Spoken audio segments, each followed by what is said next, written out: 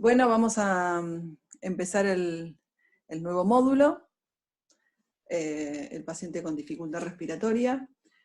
Ustedes recibieron en Word el caso clínico y algunas situaciones clínicas que van a hacer la guía o el eje de las preguntas que espero que se puedan contestar en el transcurso de la semana, y que el viernes vamos a hacer el cierre y el resumen semanal.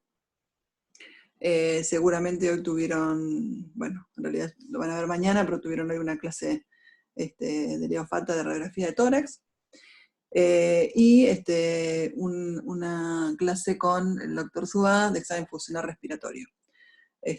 Ojalá que la hayan escuchado antes de este teórico, porque va a ser útil y va a agilizar la interpretación del paciente con dificultad respiratoria. Bueno, yo siempre cuando empiezo esta clase, lo primero que hago es preguntarle a ustedes qué le viene a la cabeza cuando yo hablo de síndromes obstructivos, y en general empiezan a enumerar una cantidad de enfermedades que están puestas acá en la diapositiva. Todos, por supuesto, inmediatamente hablan del asma bronquial. También surge el concepto de bronquitis crónica, de enfisema, de la presencia de un cuerpo extraño o un tumor endobronquial que produzca obstrucción, o la bronquiectasia. Siempre alguien nombra la palabra bronquiectasias, que es la dilatación bronquial que lleva al acúmulo de secreciones. Estas secreciones predisponen a que el paciente tenga infecciones respiratorias a repetición, y a su vez produce, sobre todo a la mañana, lo que se llama el drenaje postural, donde el paciente toma alguna posición que le ayuda a expectorar una gran cantidad de secreciones. Esto se denomina pseudovómica, la expectoración en general supera los 200 mililitros, y en algunas oportunidades incluso se puede acompañar de hemoptisis, por la ruptura de los aneurismas de Rasmussen, como ocurre también en las cavernas tuberculosas. Nosotros vamos a hablar hoy especialmente de dos entidades que son los paradigmas de los síndromes obstructivos bronquiales. Por un lado, el asma bronquial, y la enfermedad pulmonar obstructiva crónica, que engloba a la bronquitis crónica y el enfisema, pero que también, como vamos a ver, en la actualidad, el asma crónico persistente puede llevar también a la obstrucción irreversible de la vía aérea, y también englobarse dentro del paciente EPOC. Bueno, primero vamos a recordar cuáles son los mecanismos generales por los cuales se puede producir obstrucción bronquial. Yo puedo tener obstrucción bronquial porque tengo un problema en la luz bronquial, por la presencia de tapones mucosos, lo que se llama discrinia e hipercrinia. La hipercrinia es el aumento de la secreción, y la discrinia es el aumento de la viscosidad. El moco es adherente y viscoso, esto es muy característico del asma. O porque tengo un tumor endobronquial, o porque tengo la presencia de un cuerpo extraño. El problema lo puedo tener en la pared, y esto puede ser secundario a edema de la mucosa o a la contracción o espasmo del músculo bronquial, que se denomina músculo de Reisensen, y es el característico broncoespasmo. O porque tengo una ruptura del soporte elástico de los bronquios, en donde acá la alteración más característica es el enfisema pulmonar. Si yo tengo alguna de estas tres cosas, o las tres a la vez, lo que voy a tener es obstrucción bronquial. ¿Y cuáles son las manifestaciones clínicas? ¿Qué va a tener un paciente? ¿Por qué consulta un paciente que tiene obstrucción bronquial? Bueno, el síntoma cardinal es la disnea. La disnea es un vocablo de origen griego-latino que significa mal respirar, y desde el punto de vista clínico lo podemos definir como la sensación desagradable y dificultosa de la respiración, es decir, que llega al plano de la conciencia un acto que normalmente no lo es. Todos nosotros en este momento estamos respirando, pero no somos conscientes de eso.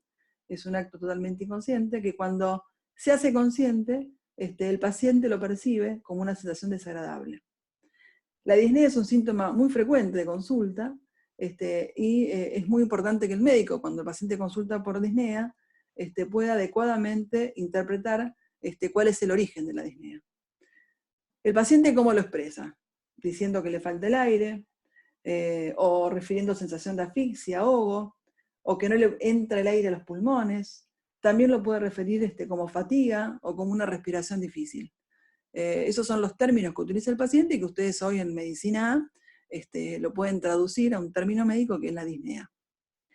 Como dijimos en insuficiencia respiratoria, cuando un paciente tiene disnea, lo que nosotros tenemos que interpretar que lo que está ocurriendo es un aumento del trabajo respiratorio.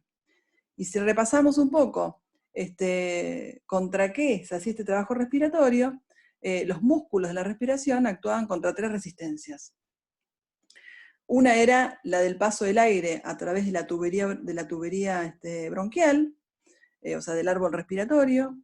Normalmente el flujo es laminar, y en los casos que haya obstrucción es turbulento. La segunda resistencia más importante está dada por los tejidos elásticos del pulmón y el tórax, lo que tiene que ver con el compliance y la distensibilidad. Aquellas patologías que disminuyen o alteran la compliance van a producir disnea, y son ejemplos de esto la insuficiencia cardíaca izquierda, la fibrosis pulmonar, como vimos en las enfermedades del intersticio, las enfermedades de la pleura que producen restricción, el dolor torácico, si uno tiene un dolor costal por una fractura costal o por una neuralgia secundaria a un herpes zóster, el dolor me va a restringir la respiración y esta va a ser superficial, o los pacientes con enfisema.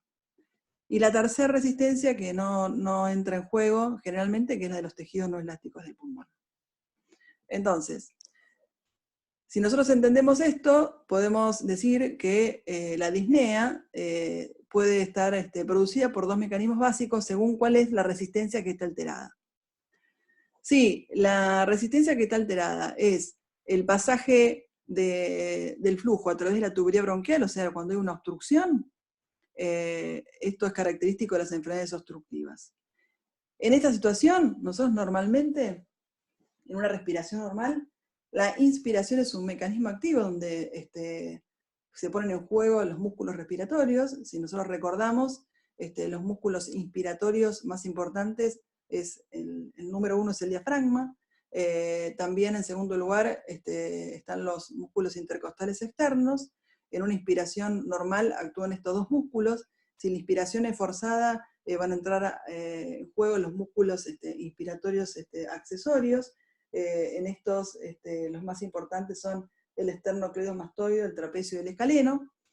En una respiración normal, entonces dijimos, la inspiración es activa, van a actuar los músculos inspiratorios, el diafragma y los intercostales externos, y la expiración es un mecanismo pasivo, en donde la relajación de los músculos inspiratorios y la puesta en marcha de las fuerzas elásticas llevan que pasivamente los músculos inspiratorios lleguen a su posición de reposo y se produzca la expiración, que como dijimos es pasiva.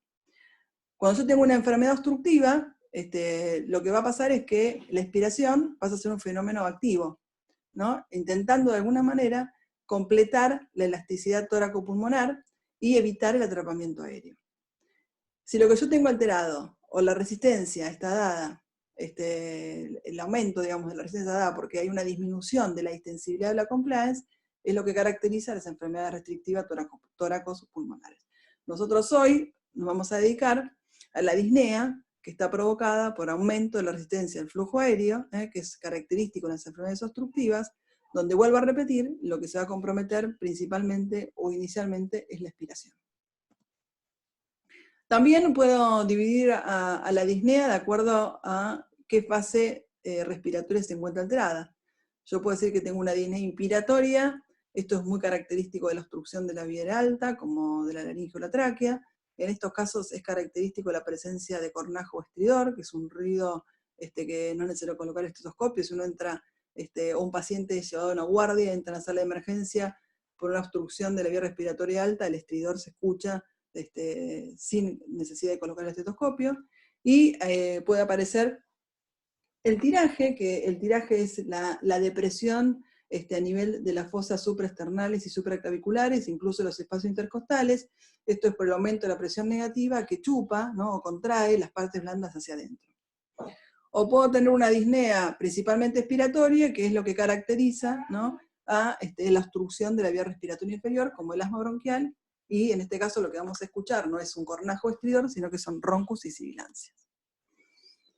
Bueno, ¿qué otros síntomas va a tener un paciente con obstrucción bronquial aparte de disnea? Tos, expectoración, mucosa purulenta.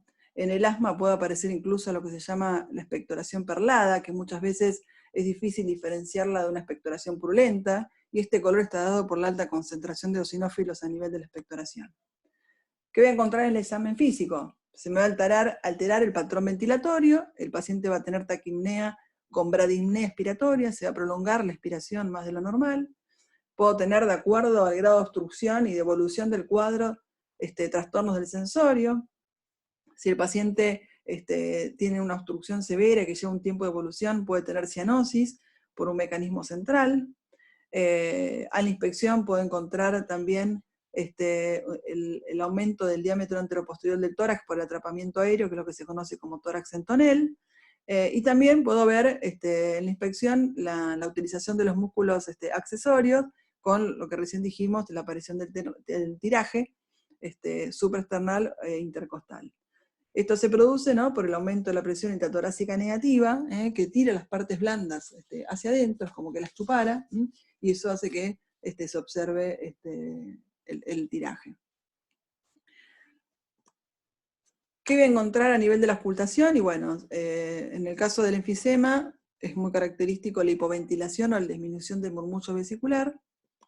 Y también voy a auscultar, que es el ruido característico de los síndromes obstructivos, secundario al estrechamiento de la luz del árbol bronquial, los roncus y sibilancias, que si recuerdan habíamos dicho que el origen de este ruido era a nivel bronquial, que el roncus principalmente estaba dado por el mecanismo fisiopatológico del broncoespasmo, que sonaba como un ronquido, que era de carácter seco, que las sibilancias estaban dadas principalmente por el edema de la mucosa de las secreciones adheridas, que también tiene un carácter seco, y que sonaba como un silbido. Muy bien, entonces yo tengo un paciente que consulta con disnea.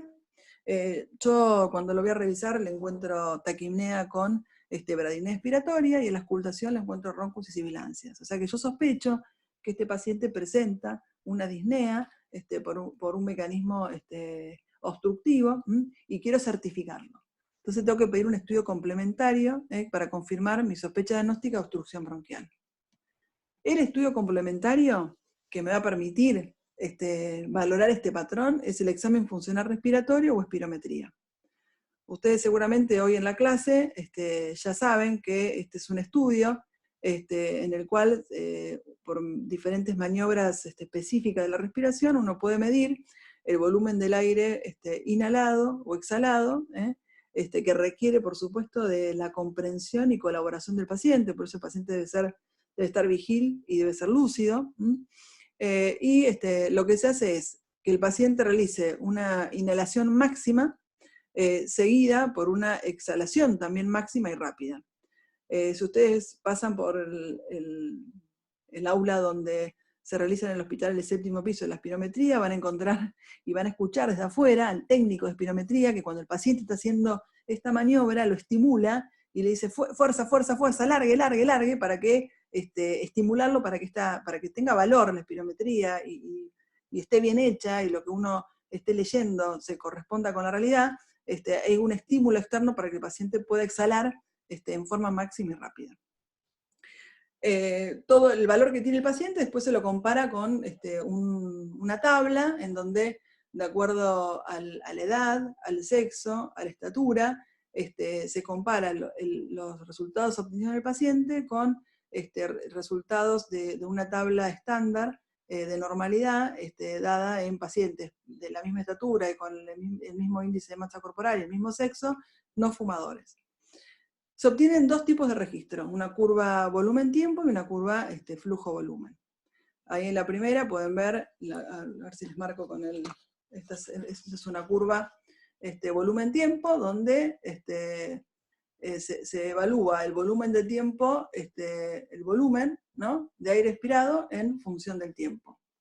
Esta es una curva flujo-volumen, que es la que más, la que uno mira cuando ve una espirometría, donde se pueden registrar los flujos. De acá abajo es el flujo inspiratorio, y el de arriba es el flujo expiratorio. ¿Cuáles son? O sea, yo miro una espirometría, ¿qué valores espirométricos son los que tengo que observar o los que obtengo mediante estas curvas? Son, por un lado, la capacidad vital forzada, que es la cantidad de aire expulsada lo más rápidamente posible luego una inspiración máxima, más o menos, el valor normal son 5 litros. El BEF sub 1, que es el volumen máximo expulsado en el primer segundo, que aproximadamente es de 4 litros, y la relación entre ambos.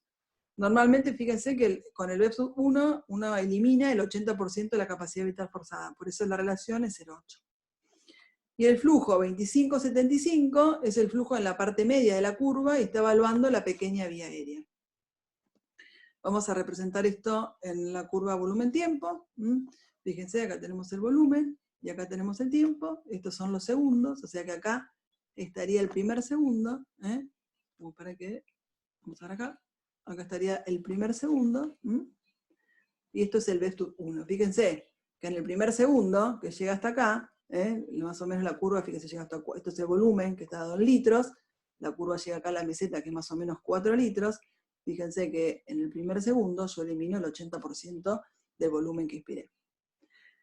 En esta otra curva, que es la curva flujo-volumen, yo tengo acá en el eje vertical el flujo, y en este eje tengo el volumen. Voy a hacer una inspiración, esta inspiración está dada por esta curva que está acá abajo, y una expiración forzada y rápida. Todo esto que tengo acá, que es lo que está medio acá, es la capacidad vital forzada, y acá voy a estar evaluando el B sub 1. Todo esto es lo que yo elimino en el primer segundo. Acá llega el B sub 1, o sea, yo elimino el 80% en el primer segundo. Muy bien, ¿y qué puedo obtener? Dos patrones. Vamos a ir razonando cada uno de los patrones y diferenciar el patrón obstructivo y el patrón restrictivo. A veces puedo tener patrones mixtos. El patrón obstructivo. La capacidad vital forzada, depende, ¿no?, de qué grado de obstrucción tenga, puede ser inicialmente normal o después puede estar disminuida. Porque como yo les dije, ¿no?, la inspiración, que es un mecanismo activo, si la obstrucción es leve, yo usando los músculos accesorios de la inspiración, puedo hacer que me entre el aire normalmente. Entonces, en etapas iniciales, el patrón obstructivo, la capacidad vital forzada puede ser normal, si esto avanza va a ir disminuyendo, pero lo que se va a alterar es lo que yo expiro en el primer segundo, porque la expiración, como dijimos, es un mecanismo pasivo, a mí me va a costar eliminar el aire, a lo mejor inicialmente lo voy a hacer, pero lo voy a hacer en más tiempo. Por eso, en el primer segundo, yo no voy a eliminar el 80% como ocurre normalmente. Por eso, lo característico y lo que marca el patrón obstructivo es una relación B sub 1, capacidad vital forzada, menor al 80%. Esto es lo que caracteriza el patrón obstructivo. Y la pequeña vía aérea en general siempre está comprometida y está disminuida. ¿Qué pasa en el patrón restrictivo? En realidad, a mí lo que me pasa es que me va a entrar poco aire, porque yo tengo un trastorno en la restricción, en la compliance, en la distensibilidad. Entonces hay una restricción a mi entrada de aire. Entonces a mí me va a entrar, la capacidad vital forzada va a estar disminuida. Ahora yo en el primer segundo voy a eliminar el 80%, porque no tengo ninguna dificultad para eliminar el aire, yo no tengo obstrucción. Entonces tengo disminución de la capacidad vital forzada, tengo disminución del volumen expiratorio en el primer segundo, y la relación está normal aumentada. Esto es lo que caracteriza la restricción. Y la pequeña vía aérea puede ser variable. Entonces, una relación B sub 1, capacidad vital forzada, menor al 70-80%, es lo que a mí me pone el sello que el paciente tiene un patrón obstructivo en la espirometría. Esto es un gráfico que intenta nada más que vean, ¿no?, cómo es una curva normal. La curva de restricción, que ya le hemos dicho cuando vimos el paciente con compromiso restrictivo, es muy parecida al normal, pero más chiquitita. Y en la curva obstructiva lo que veo es lo que se aplana, es la expiración, se hace como más prolongada. Eso es lo que caracteriza la curva. Bueno, esto se los dejo para que ustedes después lo vean, son los volúmenes y las capacidades pulmonares. Y bueno, y vamos a hablar de dos enfermedades, ¿no?, que dijimos, el asma y la enfermedad pulmonar obstructiva crónica. El asma es una enfermedad que en la actualidad sigue provocando muchos problemas en salud pública. ya sea por las reagudizaciones en determinadas épocas del año que producen numerosas consultas en los sistemas de emergencia y de guardia, además del importante ausentismo laboral y escolar que produce. El asma es una enfermedad pulmonar crónica que se caracteriza principalmente por la obstrucción reversible al flujo aéreo. Los pacientes presentan disnea, sibilancias, tos, principalmente nocturna. Esto puede ser reversible incluso espontáneamente.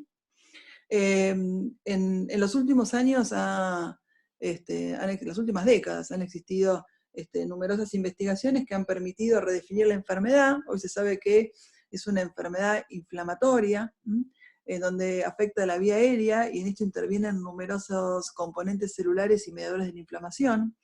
Estos hallazgos han permitido diseñar estrategias de tratamiento más racional, enfocados principalmente en la inflamación. Antiguamente se pensaba que el problema del asma bronquial era la broncoconstricción, y hoy se sabe que la broncoconstricción es un epifenómeno, o un fenómeno más importante dentro de la crisis aguda de asma, pero en donde la evolución de la enfermedad va a estar determinada sobre todo por la inflamación. Hay algunos conceptos que son importantes, esto de que la obstrucción al flujo aéreo es reversible, y hay dos conceptos que acompañan al asma bronquial, y que es, por un lado, la hiperreactividad bronquial, que es la respuesta exagerada o desmesurada frente a diferentes estímulos, y otra es la atopía, que acompaña mucho a los pacientes con asma bronquial, y que es la predisposición de desarrollar una respuesta mediada por IgE frente a diferentes alergenos. Es muy común que los pacientes con asma bronquial sean atópicos y presenten, además de asma, rinitis con los cambios de estación, o lesiones tipo urticarianas en piel. Dijimos que era una enfermedad inflamatoria, y en este componente inflamatorio lo podemos dividir en tres componentes, ¿no? La inflamación tendría tres componentes. Por un lado, la infiltración por grupos celulares. Las células principalmente involucradas son los linfocitos TH2, estos son los que controlan la producción de IgE, además de mantener y liberar todas las citoquinas responsables de esta respuesta inflamatoria. Y por otro lado, los eosinófilos. Los eosinófilos liberan proteínas catalíticas, que son muy tóxicas y destruyen el epitelio bronquial. La consecuencia de esta inflamación lleva a la hipertrofia y la hiperplasia de células musculares lisas, y además de que sensibilizan, ¿no?, los mastocitos a la IgE. Y si esto persiste en el tiempo, puede llevar al depósito de colágeno, tipo 3 y tipo 5, a nivel del tejido conectivo subepitelial y la membrana basal. Y esto va a llevar a que se produzca un remodelado de la vía aérea, con las consecuencias que ahora vamos a ver. Entonces, ¿por qué se produce la obstrucción al flujo aéreo en el asma bronquial? De los tres mecanismos que dijimos. Por un lado, tenemos un problema en el músculo liso, que se puede contraer y producir broncoconstricción aguda. Por otro lado, este cuadro inflamatorio va a producir edema de la pared de la vía aérea. Esto a su vez va a producir aumento de la permeabilidad, con una exudación que lleva a la producción de tapones mucosos. Estos tapones mucosos son muy importantes en la crisis asmática. Pueden obstruir por completo la pequeña vía aérea, demoran en resolverse. A veces hay moldes completos de la pequeña vía aérea formada por tapones mucosos, y esto es la causa de que muchas veces las crisis asmáticas se perpetúen. Por eso es tan importante, ¿no?, la kinesiología para el drenaje, ¿no?, y la liberación de estos tapones mucosos. Y por último, si lo que recién dijimos, que tiene que ver con el depósito de colágeno, ¿no?, como fase final de la inflamación crónica, persistente y recurrente, que puede llevar al remodelado de la pared bronquial. Y esto puede ser la causa, como vamos a ver más adelante, que la obstrucción termine siendo irreversible. Lo característico del asma es que es una obstrucción bronquial reversible. Pero si esto persiste y dura en el tiempo y demás, podemos llevar a la obstrucción irreversible por el remodelado de la pared bronquial. Muy bien, esto es un diagnóstico clínico. Es muy importante los antecedentes familiares de atopía o de asma bronquial, o personales de atopía. Y algo que es muy importante es que a veces el paciente refiere la disnea y la tos con despertares nocturnos, pero en el momento que uno lo revisa, que lo examina, no puede encontrar absolutamente nada. El examen físico es normal, pero es muy importante la sospecha diagnóstica. Debemos preguntar determinadas cosas. Hay algo muy característico que presentan los pacientes asmáticos, que es el asma inducido por el ejercicio. Esto es el broncoespasmo que aparece secundario al esfuerzo. La obstrucción aparece rápidamente cuando uno empieza a hacer el ejercicio, alcanza como un máximo de los 10-15 minutos, y si uno cede de hacer el ejercicio, remite espontáneamente a la media hora, una hora. Otra cosa que es importante es ver en el momento que tiene los episodios, o la disnea, o los episodios de tos, ya que existe, ¿no?, lo que se llama asma ocupacional, es cuando hay algún alergeno o algo relacionado en el lugar de trabajo, que es el que precipita la aparición de las crisis. ¿Cuáles son los diagnósticos diferenciales? Bueno, con respecto a la tos nocturna, acordémonos que ustedes ya vieron en el parcial anterior la insuficiencia cardíaca, que puede dar disnea y tos nocturna, el reflujo gastroesofágico, y las sibilancias, que dijimos que es característico de la obstrucción bronquial, no siempre son asmáticas. Y para esto hay que pensar en la insuficiencia cardíaca izquierda, que es lo que se conoce como asma cardíaco, el tromboembolismo de pulmón, la broncoaspiración o la bronquiolitis. ¿Se acuerdan que dijimos el tromboembolismo de pulmón como una gran simuladora que podía dar síntomas muchos e inespecíficos? Ahí cuando puse la primera diapositiva, que surge el término asma cardíaco, tiene que ver con esto, y bueno, me gustaría que ustedes analicen si existe el asma cardíaco. Después, cuando resolvamos el caso del viernes, vamos a retomar este tema, pero me gustaría que piensen si existe el asma cardíaco y cuál es el mecanismo por el cual se produce. Muy bien, entonces yo sospecho que el paciente tiene un asma bronquial, y por supuesto que el estudio que le voy a pedir es la espirometría. La espirometría, lo que me va a demostrar es que el paciente presenta un tifenó, o sea, una relación B1 capacidad vital forzada por debajo del 65%. Y un B1 que va a estar por debajo del 80% del valor teórico. Y aquí hay una cosa muy importante. Yo dije que era reversible, ¿no? Toda espirometría, cuando ustedes analicen, no sé si le mostró el doctor Subá, toda espirometría van a tener los valores obtenidos en el momento por el paciente, comparados con lo que se llama predicho, que es el valor de referencia para ese paciente, el porcentaje del predicho, cuánto está alterado con respecto a su valor de referencia normal, y van a tener otra columna que van a repetir el estudio después de los broncodilatadores. Al paciente se le administra broncodilatador y se repite el estudio.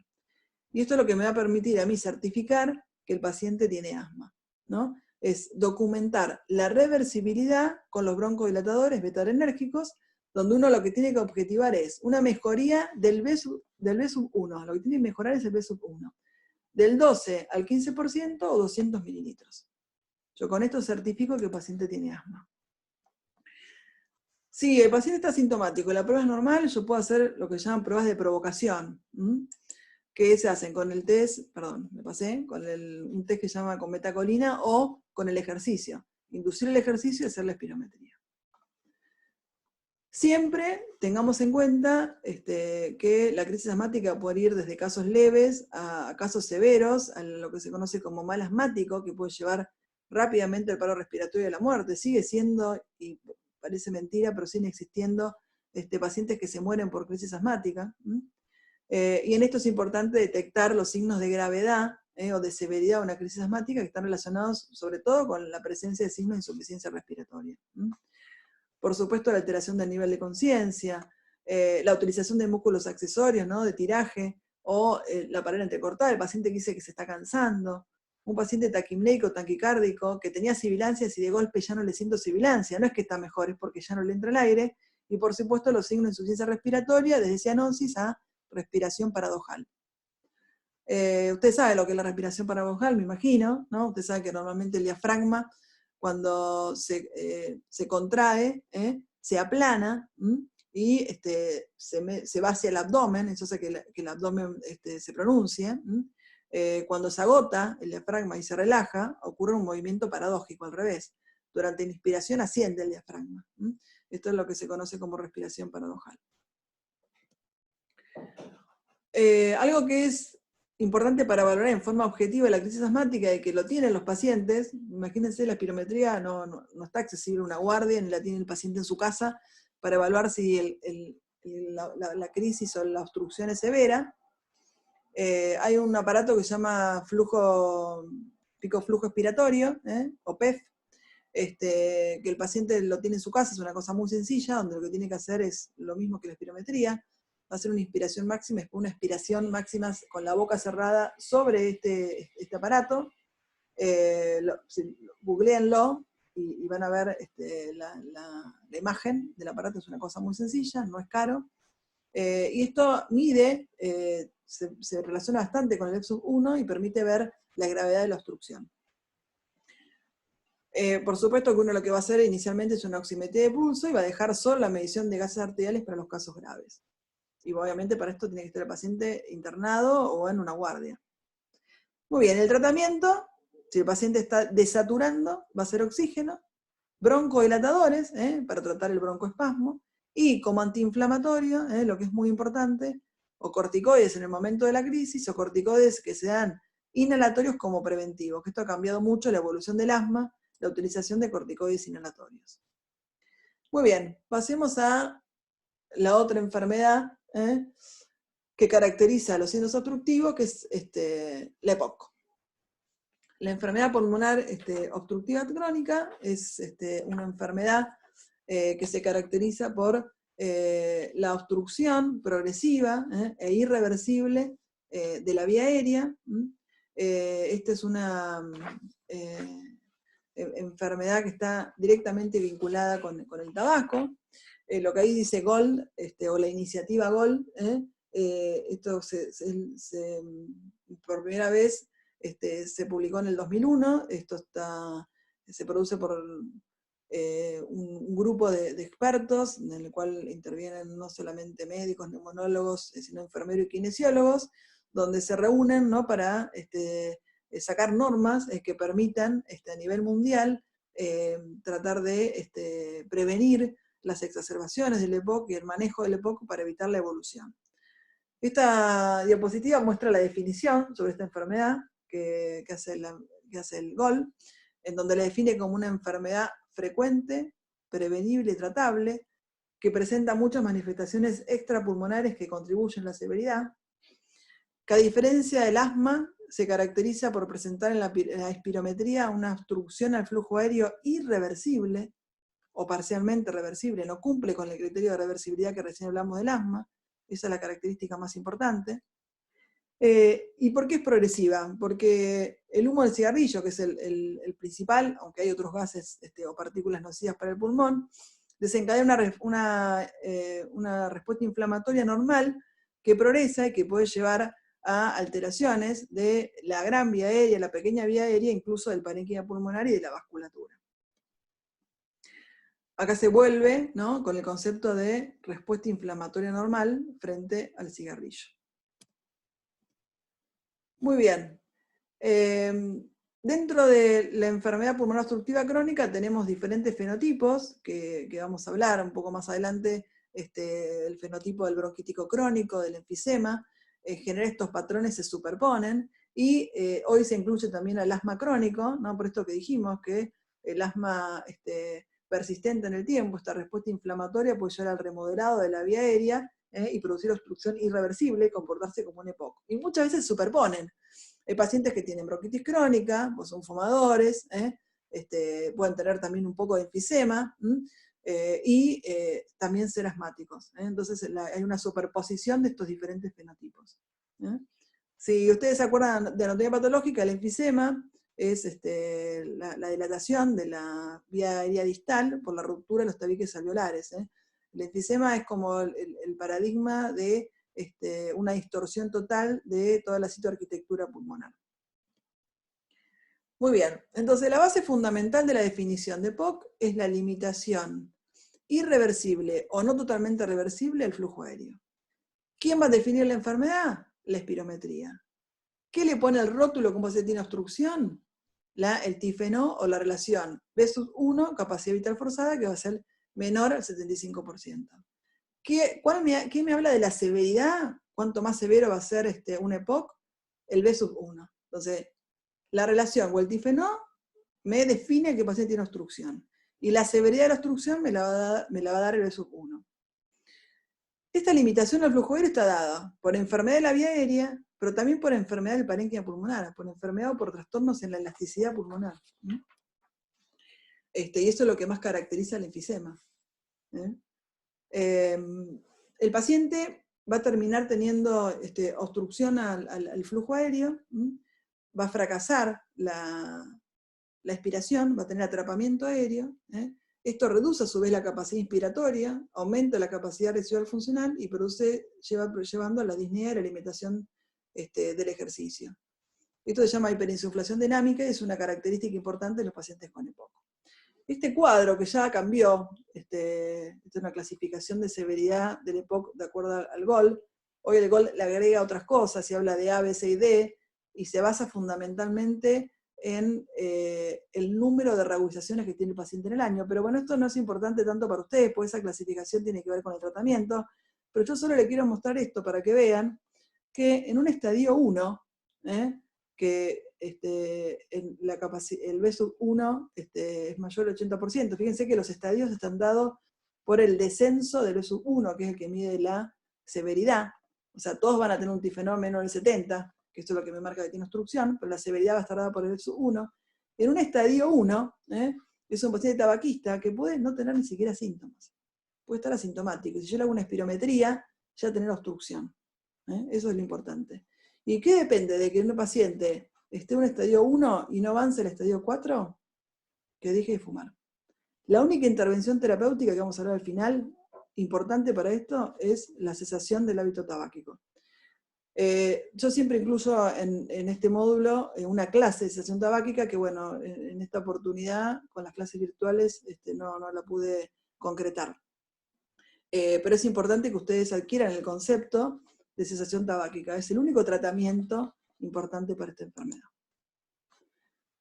Es la cuarta causa de muerte en Estados Unidos. EPOC afecta al 5% de la población mundial, tiene una alta morbi y mortalidad. Además, estos pacientes, como son fumadores, tienen asociadas las demás enfermedades asociadas al tabaco, tienen enfermedad coronaria, tienen mucho mayor riesgo de enfermedad cardiovascular. Entonces, hay una asociación de las dos cosas, ¿no? Por eso dejar de fumar no solamente le va a mejorar el EPOC, sino también que le va a quitar un factor de riesgo cardiovascular. Los factores de riesgo, bueno, no todos los pacientes que fuman desarrollan EPOC, o sea que acá hay alguna susceptibilidad muy importante del huésped. Sí, todos los pacientes que fuman, en algún momento de su enfermedad desarrollan algún grado de obstrucción bronquial. No todos desarrollan EPOC, pero sí algún grado de obstrucción bronquial. Y otra cosa importante, que bueno, mucho menos frecuente, ¿no? Es el déficit de alfa-1 antitripsina, que puede llevar al desarrollo también de enfermedad pulmonar obstructiva crónica. Bueno, la fisiopatología. Entonces, ¿qué se afecta? Todo. La vía aérea central, la pequeña vía aérea, el parénquima pulmonar, la vasculatura pulmonar. Y los mayores determinantes de la obstrucción al flujo aéreo en la expiración son, aparte de la obstrucción, ¿no?, bronquial, de la pequeña vía aérea, es el compromiso del parénquima pulmonar que lleva a pérdida del retroceso elástico del pulmón. Esto produce lo que se conoce como atrapamiento aéreo e hiperinsuflación dinámica, porque ese atrapamiento, el fracaso de la expiración, me lleva a que ocurra atrapamiento aéreo, aumenten los volúmenes residuales, y esto también disminuye la capacidad inspiratoria, y el paciente agrava la disnea y agrava la intolerancia al ejercicio. Muy bien, entonces yo fumo. ¿Qué pasa si fumo?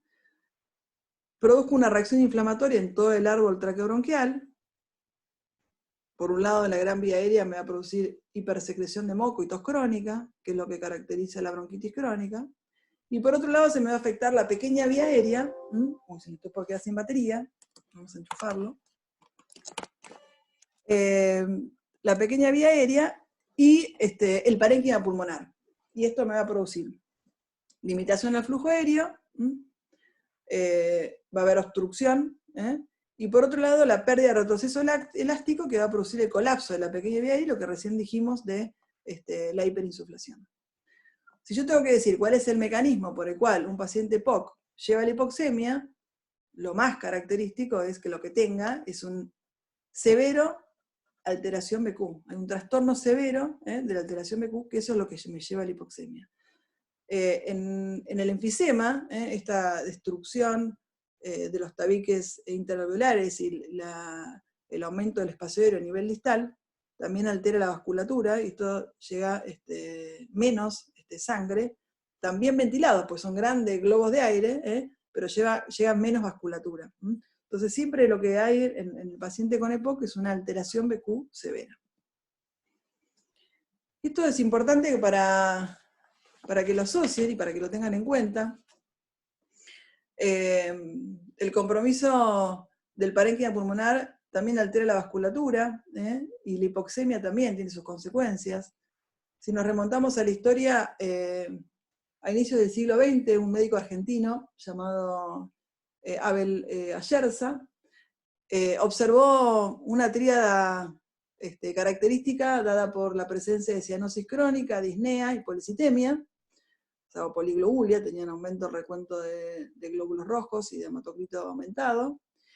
Y estos pacientes que tenían esta tríada encontraban en la necropsia que presentaban esclerosis de las arterias pulmonares. Esto se lo llamó, dándole el nombre a él, a que lo describió, enfermedad de Ayerza o cardíacos negros, eran pacientes cianóticos.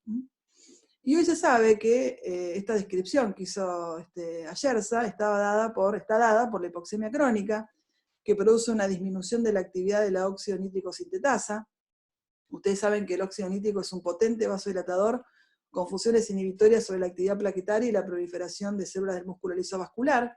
O sea que la disminución del óxido nítrico lleva a una importante vasoconstricción pulmonar y a proliferación de las células musculares lisas, y esto es el responsable de la hipertensión pulmonar que tienen estos pacientes. O sea que los pacientes con EPOC terminan con hipertensión pulmonar y lo que se conoce como cor pulmonar, que es la repercusión sobre el corazón derecho, con todos los síntomas y signos que ustedes ya vieron en el primer parcial de la falla derecha. Ingurgitación subunal, pulso venoso positivo, latido sagital por aumento del ventrículo derecho, aumento de la intensidad del componente pulmonar del segundo ruido, un soplo sistólico de regurgitación tricuspidia, edemas y hepatomegalia con punto venoso hepático positivo, también que es un signo característico de la insuficiencia tricuspidia severa. Muy bien, entonces dijimos que había diferentes fenotipos, 3, ¿no? Hablamos. Paciente con EPOC, hay 3 fenotipos, que en general se superponen, no hay uno limpio, sino que en general los pacientes tienen más de un fenotipo. Bronquitis crónica. El diagnóstico de bronquitis crónica es un diagnóstico que uno realiza por el interrogatorio, en donde se define como la presencia de tos con expectoración durante 2 meses al año, durante 2 años consecutivos. Enfisema. La distensión de los espacios aéreos distales a los bronquiolos terminales con destrucción de los tabiques alveolares y la formación de bullas. Esto es el enfisema. Es fácil de ver en las tomografías de tórax.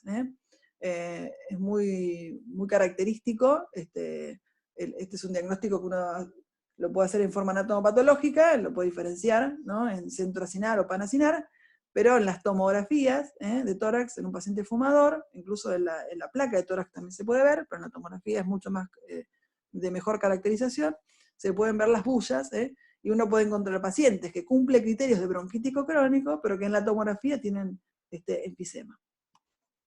Y como dijimos antes, el asma crónico persistente con obstrucción irreversible, que también se termina comportando como EPOC, y que a veces los pacientes pueden tener las 3 cosas. Este es un cuadro que diferencia el fenotipo de uno y otro.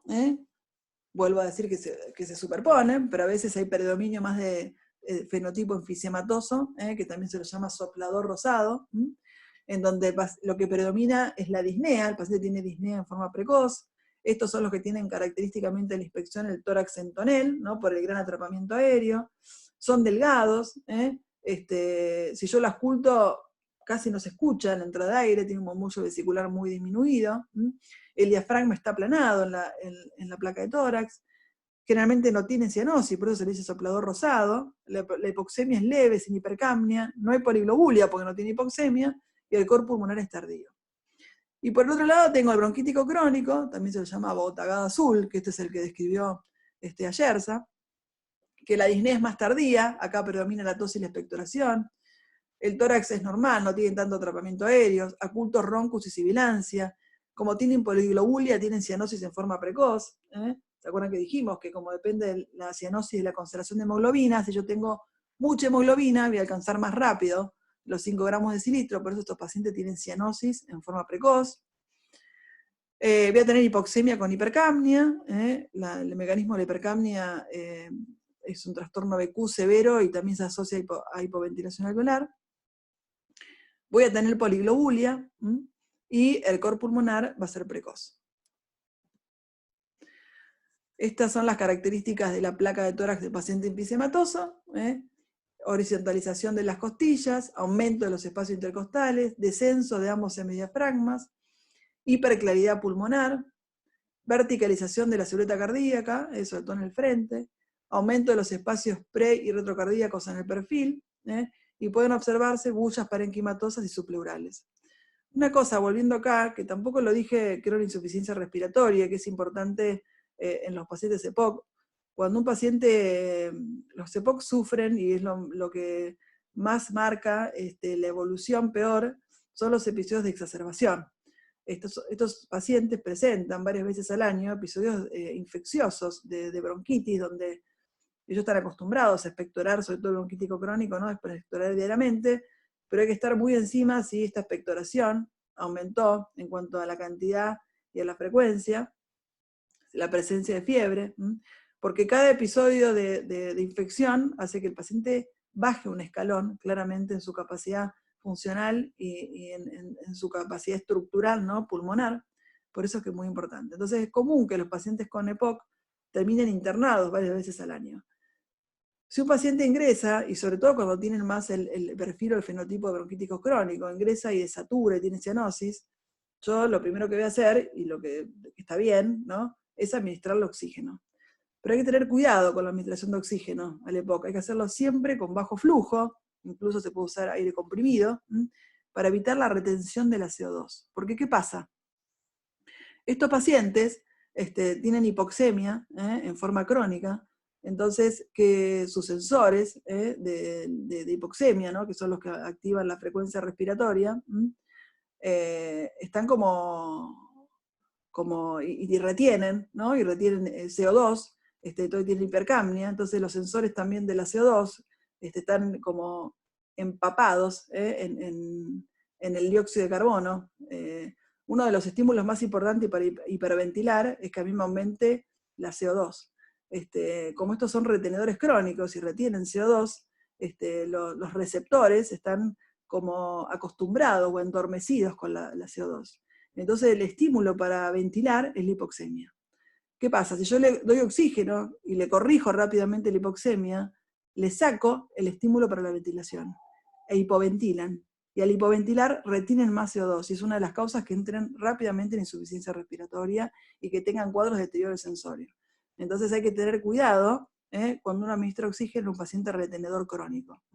Porque en estos pacientes que tienen hipoxemia crónica y tienen PCO2 elevada crónica, sus receptores, los que perciben el aumento de la CO2, están ya de tanto estímulo, están como, no pueden, no están endormecidos frente a esto, y el estímulo de mantener la frecuencia respiratoria está dada por la hipoxemia. Yo le corrijo la hipoxemia, y el paciente hipoventila y empeora la retención de CO2 en una acidosis respiratoria. Bueno, esta es una placa de tórax, es fea, la verdad que la foto es fea, siempre digo que le voy a cambiar y bueno, después la termino sin cambiar, pero bueno, claramente se puede ver. Esta es una placa de tórax más de un enfisematoso, no se ve, se ven los pulmones más negros por el aire, por el atrapamiento aéreo. Es un corazón en gota, es un corazón chiquitito, esto también es característico, miren, ¿no? Un corazón chiquitito. Fíjense, acá hay como un aumento del espacio entre el corazón y el esternón.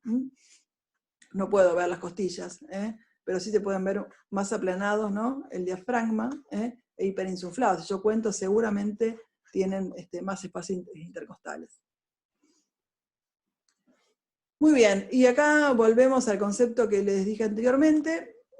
Ninguno de los medicamentos ha demostrado reducir la pérdida progresiva de la función pulmonar a largo plazo. Sí se utilizan para reducir los síntomas y las complicaciones. Los broncodilatadores desempeñan un papel fundamental en el tratamiento sintomático. La abstinencia del hábito de fumar es la intervención más simple y más rentable para reducir el riesgo de EPOC y detener su progresión. La cesación tabáquica es el único tratamiento efectivo en la actualidad para evitar la progresión de esta enfermedad. Y con esto terminamos.